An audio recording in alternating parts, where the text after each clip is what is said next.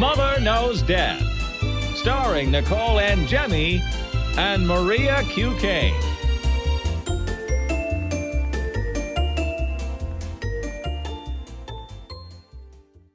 Hi, everyone. Welcome to Mother Knows Death. On today's episode, we have a very special guest, Barbara Butcher.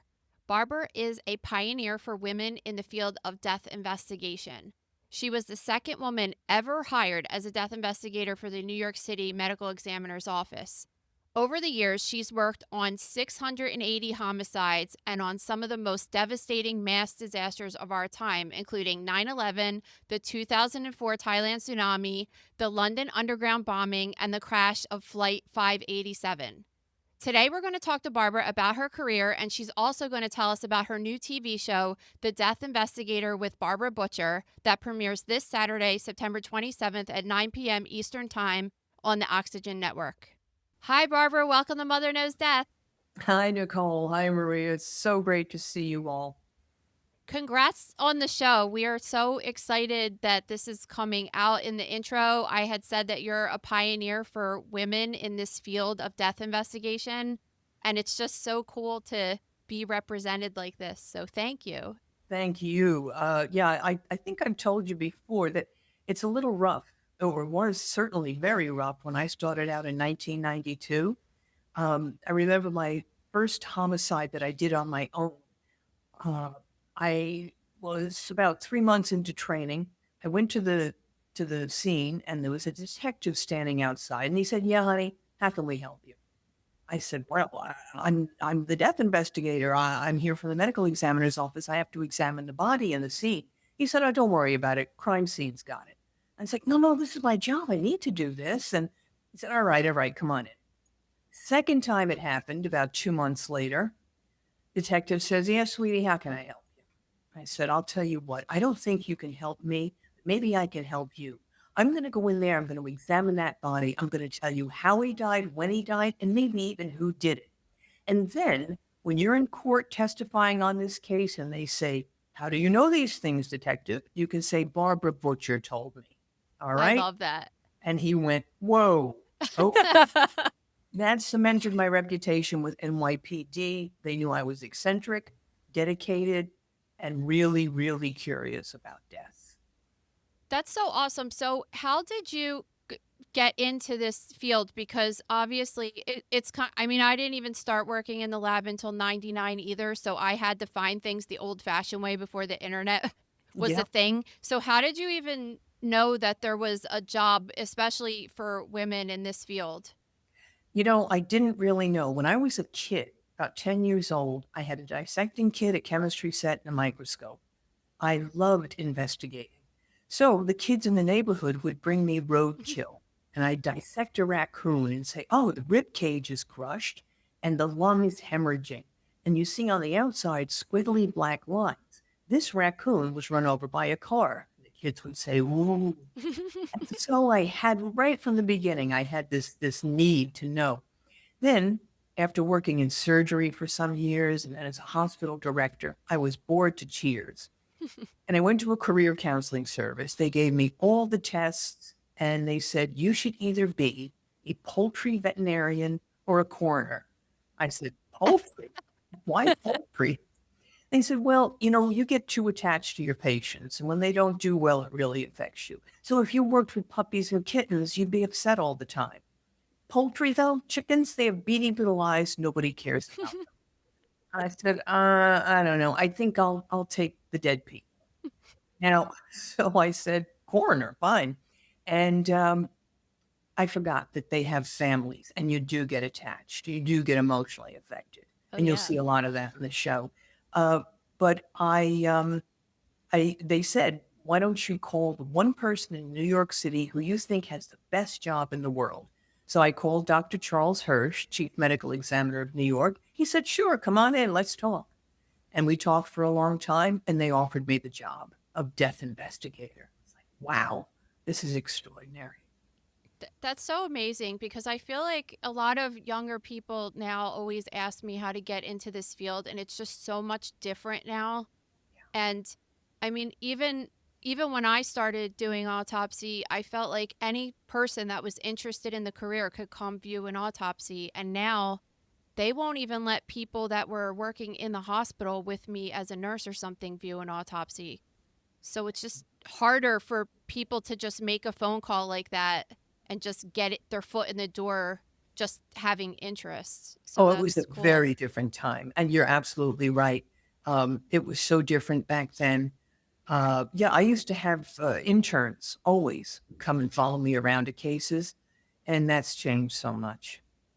Yeah, it's unfortunate because I mean, like, it's cool because you get to have a show like yours where people could see. Because we saw an episode of your show and it really does portray what it would be like to work in your position, which is awesome for people to be able to see. And I think too today with true crime and everything, this world is just so glamorized, and I think the show does a really incredible job of showing there are families behind these cases, and what you see is really gruesome, and you have to have a stomach for it and be able to go there and kind of take yourself out of it and investigate the proper way. Absolutely, it requires a great deal of emotional detachment. When I come into a scene and it's horrifying when a child is killed or a family is killed, and the grief and the terror and the sadness start to wash over me, I have to quick slam down the gate of detachment. And in doing that, I turn off my emotions and I become laser focused on the forensics. Who is this person? What does every little finding on this body mean? What does the scene tell me? We not only see how people die, we see how they live. And that's an extraordinary privilege. And it also helps us understand who their killer was. So I do that. I detach. Unfortunately, it's not always so easy to lift that detachment. You go home and your partner says, well, we've got to paint this kitchen. I can't stand this color anymore. And why don't you make arrangements for us to go down to Florida and see my father? Like, what the hell are you talking about? Do you have any idea what I saw today? Do you have any idea what I did? But I can't say that because it's not fair. I signed up for this. The people in my life, they didn't. So Yeah, and you want to say like people are having real problems in their life right now. Your kitchen is not a real problem, like because my husband's a firefighter and he has to always it's the same thing. He always has to hold back because the kids will be whining about something so just so irrelevant, and he's just like, last night at 3 o'clock in the morning, there were three kids sleeping on the couch in a house with 12 people living there. You don't have any problems, it's just like hard to detach from what you see. And I was going to ask you that because you've seen some pretty, I mean, some of the worst things that have ever happened in the history of our country, of especially 9/11 in particular. So what was your involvement with that? Like, how did that day start off for you, and what did you contribute to that investigation? oh God, I was part of remains recovery. That morning that it happened, I was in Asbury Park, New Jersey, and I had been out for some surgery. And so I wasn't there on the scene, Wow. and which is like extraordinary to me. Um, but I tried to get into the city and the tunnels were closed and everything was closed down. And it was I was freaking out. I finally got in, and to show up at my office and see military people everywhere with AK-47s and these jets flying overhead, it was extraordinary. Um, and so my job was to organize a team, and we'd go out and recover human remains from the rubble. And when I'm saying human remains, I'm not talking about a whole body or even an arm or a leg. I'm talking about minuscule pieces of a person. And then I worked on the line. The line is like a long conveyor belt. And the morgue trucks would pull up at the office, and with remains of people found in the rubble by firemen and policemen and by us. And we just take them and clean them off and separate them. There was a time when I couldn't believe what I was seeing. There was a bag with a human heart, a set of car keys, and a penis in this black body bag. And I thought, Whoa. what is the association here? Is this like the essence of this man? I don't understand. It made no sense. And then another piece would come along, a chest cavity with an arm inside it, and another chest cavity with a jaw inside it. And I was seeing things I could not believe. The forces that were at play there were extraordinary. And so day after day, this horror keeps coming to us, and then we start working with the families. Talk about heartbreak, my God. You know, when someone says, we say to the family, we found the remains of your husband, and we're going to issue a death certificate. And they say, well, where was he found? And you point to a map and say, here, and here, and here. And they say, can we see the body? There is no body. Oh. There are scraps of flesh. And people they just don't realize how bad that really looks. You would never, ever want to view. I mean, it's the same when there's someone that's decomp and people insist on seeing them, and you're just like, you never want to see your loved one look like that ever, ever, ever. No. I can't imagine ever, washing that image out of your mind. Yeah. No, I can just, it sometimes it hits me like this feeling of like seeing someone I love in pieces. I don't know how we all did it. I don't know how those families still carry on to this day. There's a lot of bravery and courage out there of people who bear the unbearable. Victims of families of the homicides we've seen. And anyway, it's a lot. It's a lot. But I think in this show, in The Death Investigator, we don't concentrate that much on the horror, although there are some things that are a bit overwhelming. We concentrate on the forensics. How did we investigate? How did we figure out this puzzle? And we concentrate on the people, the victims, their families, the detectives, and the death investigator, me. What is it like to be in there? What is it like to be doing that? And what did you learn? How did you learn it? How did you solve it? So there's an emotional component to it. Some of these detectives, we're talking about a case that we did together 10 years ago, 15, 20 years ago. They still choke up because they remember that victim. They remember the family. It's hard. This episode is brought to you by The Gross Room. Guys, this week's high-profile death dissection involves singer David. It's been all over the news, so we go through everything that they will be looking at if you find a body in the trunk and how you do in death investigation from there.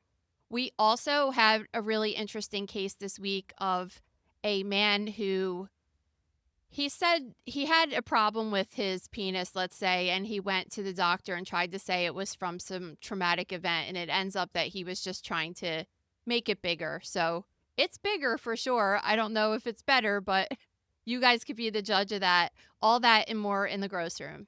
Yeah, head over to thegrossroom.com now to sign up.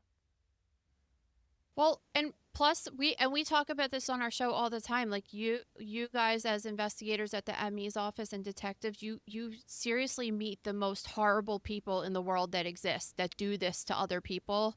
So it's just hard for you to be a normal human and process that sometimes, and it will still upset you because you can't believe what people do to each other. That's I right. feel like last week we even got a question that was like, with all the horrible things you see, do you feel you're losing faith in humanity because you guys just see the worst of the worst? You're talking about something very important here, and it's like they usually call it first responder syndrome. Even though I'm a last responder, I show up after everything's done. But what happens is you see evil, you see death every single day. And like when I started out in 92, we were getting 2,400 homicides a year in New York City. So I was seeing homicides all day long, at least 2 or 3. And then you start to believe that that's the norm. That's how things are, that people are always being murdered. People are always committing suicide. Horrible accidents are falling out of the sky. And you start to think that that's the way life is. And it gives you a very dark feeling. It really, it's awful. And you have to check the statistics. You have to look at things reasonably and analytically and say, no, just because I'm seeing it all day doesn't mean it's happening all day. This is just my viewpoint. That's one thing. The other thing is that there's a great deal of sensitivity you start to develop inside, that hearing certain things, talking about certain things, when people are casual about a homicide. Like, oh, yeah, I mean, she was a prostitute. What'd you expect? Whoa, that really, really hurts. And there's an anger that comes up from that. I know these people. I've seen them. I've been in their homes. I see their lives, and I see how they died and how they lived. I think that attitude is increasing by the day, and it's scaring me how many people are saying things like that about people who die. And you're just like, this isn't a video game. This is real life. And you have to have some kind of compassion towards that, even if you don't like people. I mean, that's how you don't agree with what they, like a prostitute's a perfect example. You don't agree with what they do maybe, but like that doesn't mean that her life is not It's a human. worth living. Yeah, it's a human. It's Yeah. just I've seen deaths or drug addicts overdosing, and they go, it's just another junkie. My I brother, hate that. my brother John was a heroin addict, and he died of an accidental overdose. And to think that someone said, just another freaking junkie, it hurts my heart. Yeah. I feel that way about drugs too, because I really feel the addiction is a medical issue. I just know it is because, I was a teenager once and tried stuff and never got addicted. Like it just happens to some people. And once you're in it, or even if you make a mistake and try it, even knowing that it's wrong, the same could be said with drinking and cigarettes and everything like that. It's very hard to get out of that and rewire your brain, and your brain is almost permanently damaged to be like that. And you just have to have a little bit more compassion for those people, because like we have Kensington in Philadelphia, right? It's like one of the worst areas in the country for drugs. When we drive through that neighborhood, I look at those people and I'm like, nobody wants to be here. It makes you want to cry. It makes me, it's terrible because I see young people and I'm like, that's someone's baby. Yeah. Oh my God, it's so terrible. Every person is a universe unto themselves, and around them are mother, father, sister, wife, husband, children. Every death, it does something to a group of people in the world. So homicide it's a puzzling phenomenon. Why people kill. I don't think we'll ever figure it out, but I do my best in each and every case to figure, why did this happen and how did it happen? And to get justice for the families. And I think you'll see a lot of that in the show, is that compulsion to solve it, to fix it somehow. Yeah, and that's one of the things that you could always tell yourself when you're kind of being cold and cutting your own emotions off. Like, someone like you will not be helpful at all if you're crying with the family. There has to be people that could turn it off to get justice for these people. Absolutely. And one of the toughest things is at the scene of a homicide, when the family is there. Now, I have to question them. I have to talk to them about what happened, what they know, and I have to be incredibly, of course, sympathetic, empathetic, to know what they're going through. At the same time, knowing one of them could be the perpetrator. That is a balancing act that is so difficult. And one of the toughest aspects of the job. That was one thing I was curious about asking you, because I know you've been on thousands and thousands of scenes, but a lot of people don't realize that someone in your position just doesn't deal with homicide. You go to accidents and suicides and natural deaths, all probably more often than homicides, honestly. Sure. So do you touch on any of that in the show, any other manner of death besides homicide? In this first season, we've concentrated on homicide because I think we want to get across the nature of this job. We want to teach the viewer about forensics, about how we actually solve a case, and what my job is. And I would like to, and I know we will, if we get another season, talk about investigating what could be a homicide or a suicide. I've got some really interesting cases on that.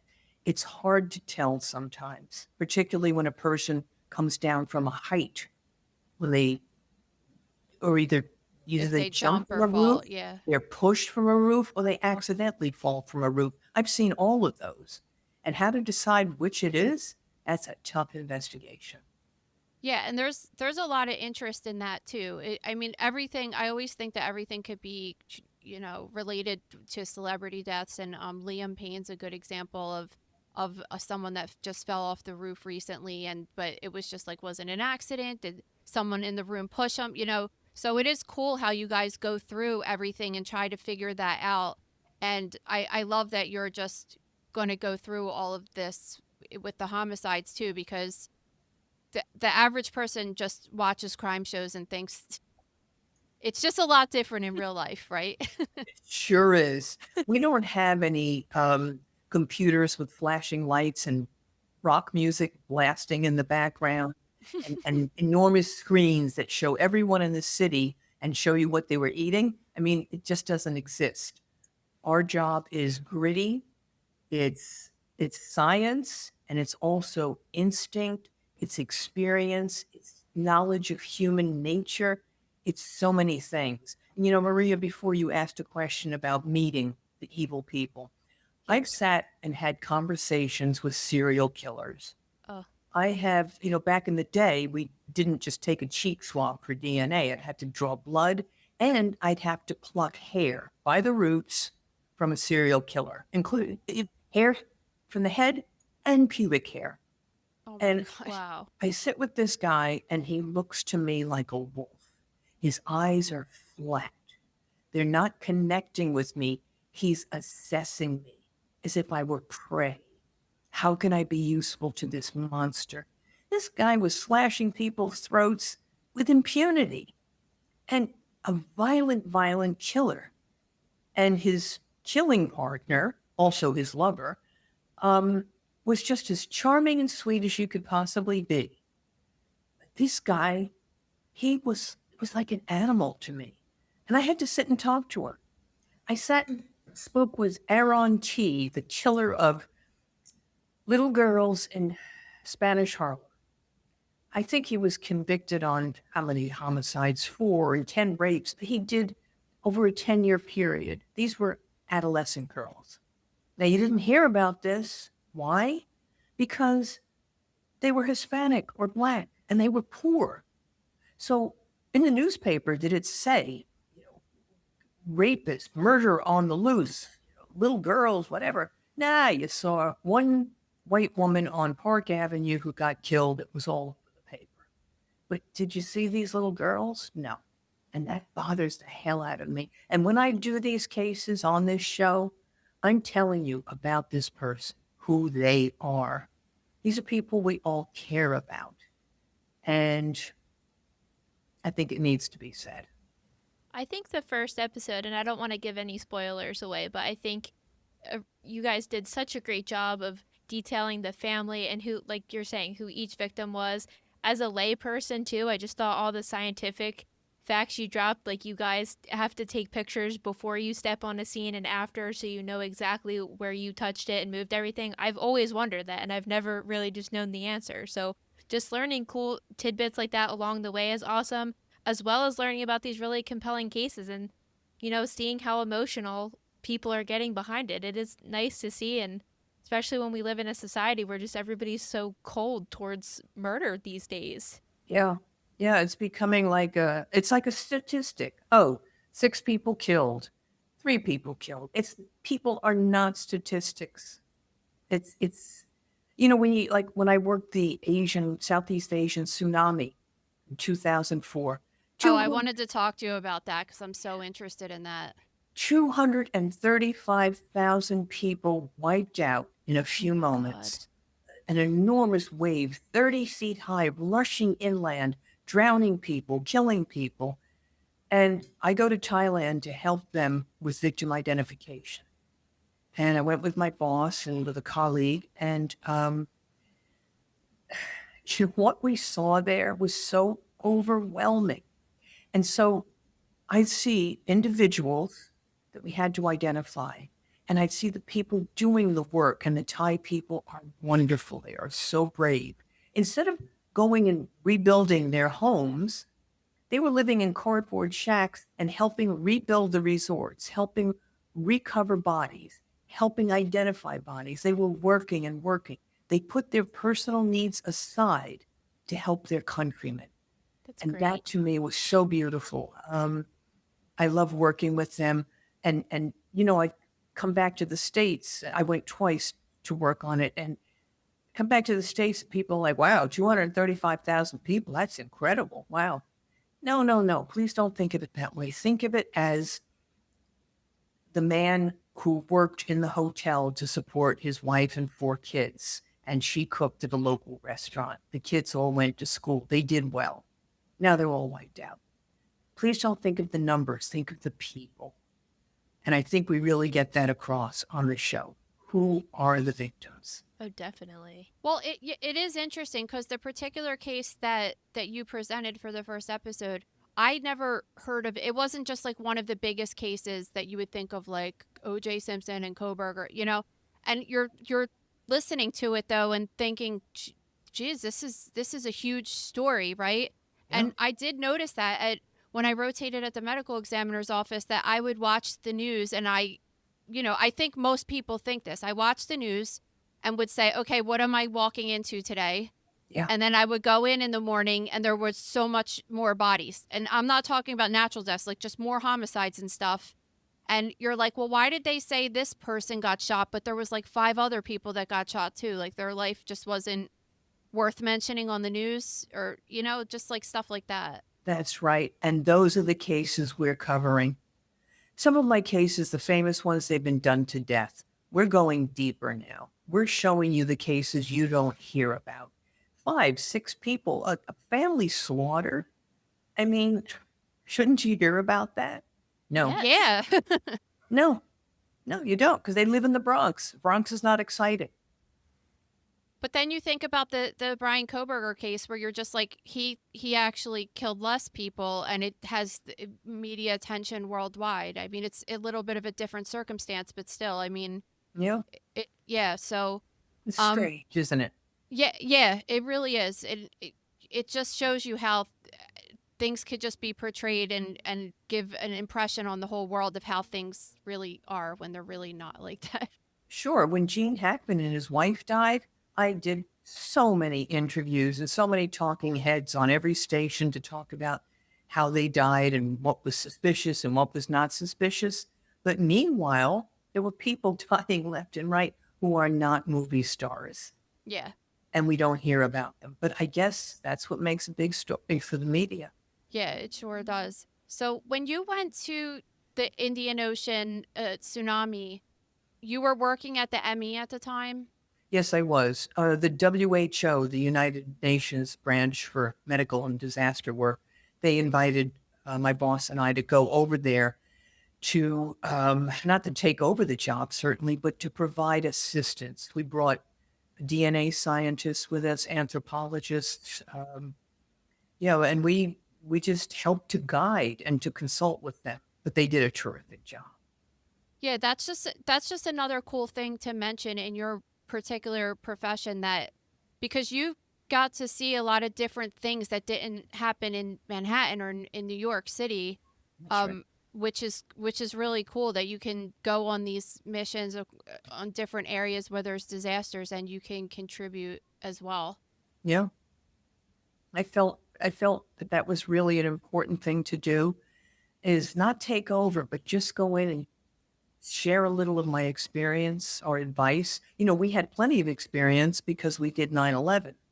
So of course, Yeah. Identifying 20 something thousands body parts, there was a lot of lessons learned, and we shared them. I also went to Hong Kong and did a conference for their government there, where we just shared what we had learned there, at the 9/11, at the tsunami, and at airplane crashes that I worked and train wrecks. And we shared the knowledge with them. And it was a privilege to learn from them and to share with them. Well, you had that plane crash like 2 months after 9/11, right? Like, how did your office handle that? Oh my God, that was extraordinary. When 9/11 happened, everyday deaths still happened. Homicides still occurred. So we ran the office on 2 tracks. One was the day-to-day city track of cases. The other track was strictly 9/11. Then comes Flight 587. And everyone thought, oh my God, sabotage, another terrorist attack. And so we had to run that on a separate track, separate numbering system, separate people working.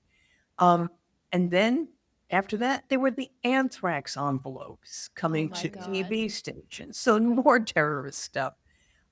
You know, it was very, very difficult, but also very, there's like an adrenaline rush when you get, when you have a mission, when you have something important that you must help with, you must assist in. The adrenaline rush is incredible because you get the satisfaction of maybe getting some justice for a family, maybe helping the victim's killer to be brought to justice. So, yeah, it's a lot. Well, before we wrap up, I just want to ask you, you're retired now, obviously, from that particular job. So does doing this show kind of make it feel like you're kind of in the action again a little bit? It sure does. And, I miss the action. I have Yeah. to admit that. I've devoted my life now, since I'm not doing cases anymore, directly. I've devoted it to creative pursuits, writing the book, doing this show. And, it is enormously satisfying. But every time I get in there, God, I miss the work, the camaraderie, working with the police. NYPD is the aces of the country as far as I'm concerned. So I miss it. I miss it a lot. Yeah, and that's cool that you could bring some of your old colleagues in with you as well and have them, because I know that all the retired guys are like, you just kind of get bored. There's nothing, my husband's always like wants to be inside a burning building. It's just the way that it is, Well, thanks so much for being here. It was awesome talking to you, and good luck with your show, and everybody will watch your show. I guarantee it. It's going to be great, and you will get a second season. Thank you. I promise you. Thank you both so much. It's a pleasure to see you always. You Dinner too. in New York, okay? All right, we'll see you next time we have dinner. Bye. Bye-bye. Thank you for listening to Mother Knows Death. As a reminder, my training is as a pathologist assistant. I have a master's level education and specialize in anatomy and pathology education. I am not a doctor, and I have not diagnosed or treated anyone, dead or alive, without the assistance of a licensed medical doctor. This show, my website, and social media accounts are designed to educate and inform people based on my experience working in pathology so they can make healthier decisions regarding their life and well-being. Always remember that science is changing every day, and the opinions expressed in this episode are based on my knowledge of those subjects at the time of publication. If you are having a medical problem, have a medical question, or are having a medical emergency, please contact your physician or visit an urgent care center, emergency room, or hospital. Please rate, review, and subscribe to Mother Knows Death on Apple, Spotify, YouTube, or anywhere you get podcasts. Thanks.